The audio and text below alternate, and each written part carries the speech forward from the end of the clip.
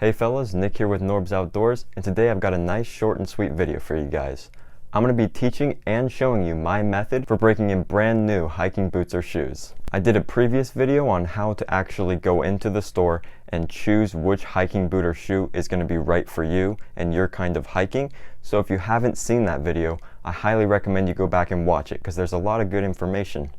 So without further ado, let's get right into the video.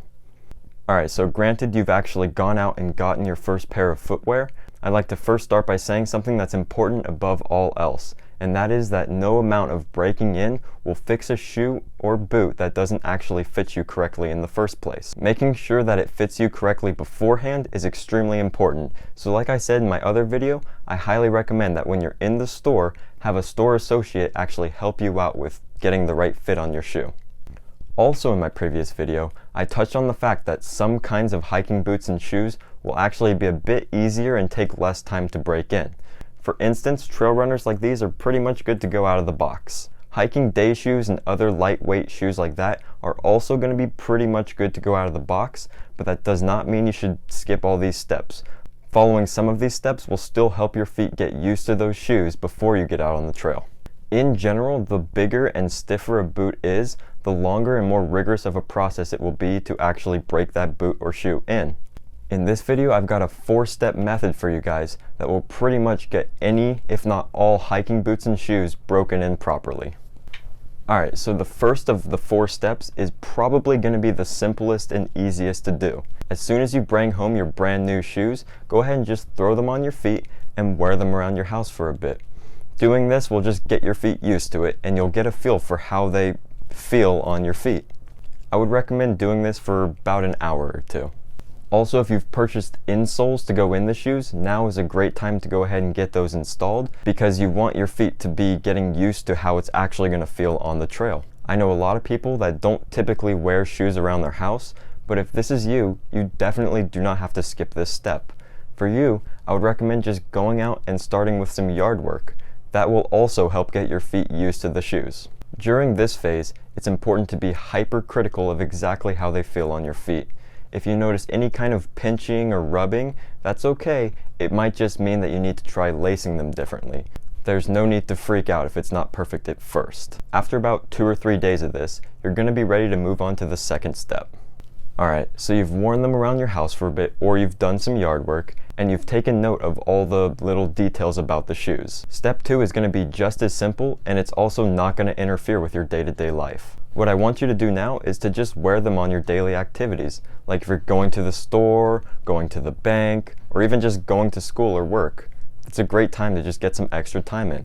Just wear them whenever you're going and running errands. It's that simple. This step is going to give you a solid amount of time where you're wearing your shoes on solid ground and doing some actual walking with them. And don't ever worry about people judging you for wearing clunky boots to the grocery store because they're not judging you. It's pretty normal. And in the end, you're the one who's kind of bettering your life by getting more prepared to go outdoors and enjoy your life.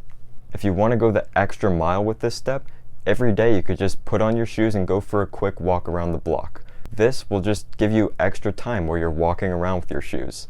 This step is all about just getting some time in where you're doing some serious walking with them. Alright, so granted you haven't run into any massive issues with your shoes up to this point, you're ready to move on to step number 3. And that's where the process actually starts to become fun and rewarding. It's time to actually introduce your boots to the trail. Step number 3 is about taking your boots on a short little hike that isn't too rigorous, just so you can see how they respond to different kinds of terrain. After walking around town for a bit, your boots still quite aren't ready to go into the full-on kinds of hikes and trips that you expect to be doing later on, but you do want to get some kind of trail time in. Just start with a 2 to 5 mile hike, avoiding any kind of excessive elevation gain or carrying too much. All you're going to need is just some essentials and water. In this step, you want to test them out on different kinds of terrain, so try to pick a little hike that includes stuff like rocks, gravel, sand, dirt, roots, and maybe even a little bit of water. And if all goes well in this step, you're ready to move on to the 4th and final step. Alright, you've worn your boots around the house, around town, and you've even taken them on their first hike. Now it's time for the 4th step, which is actually less of a step and more of just a tip for you. It's time to get into some more serious action with your boots, but you still don't want to jump into the kinds of hikes that you expect to be doing later, and you don't want to be doing anything that's too rough or too crazy for them yet. You want to work your way into it slowly.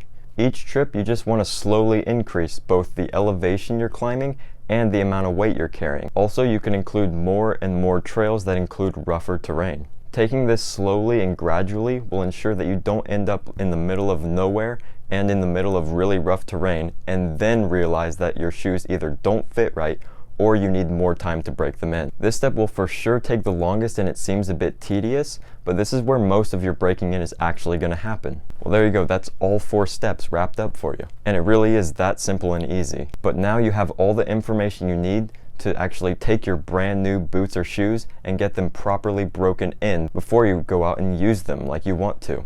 I'll say it one more time, and that's that no amount of breaking in will fix a shoe or boot that doesn't actually fit you properly in the first place.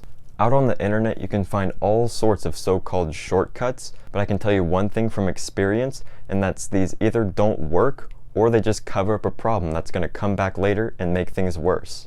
Additionally, if at any point in the break-in process you find that something isn't exactly what you want or it doesn't really feel correct, like I said before, you could always just try lacing them up differently, a little tighter, a little looser. However, if this doesn't actually solve the problem, don't be afraid to go back into the store and either try a different size or try a different shoe altogether. I might have stressed this a bit much, but it's really important that you get this right from the beginning. Alright guys, thanks for watching and listening. Everything I've talked about in this video, I've gone through myself. And I want to make this process a little bit easier and simpler for you guys because it can be kind of confusing at first. Like I say in some of my other videos, if you got any value out of this whatsoever, go ahead and hit the like button and subscribe. I'd really appreciate it, but I'm still new to this. So I really appreciate any kind of feedback or criticism. So go ahead in the comments section and let me know what you think. Thanks again and have a great day.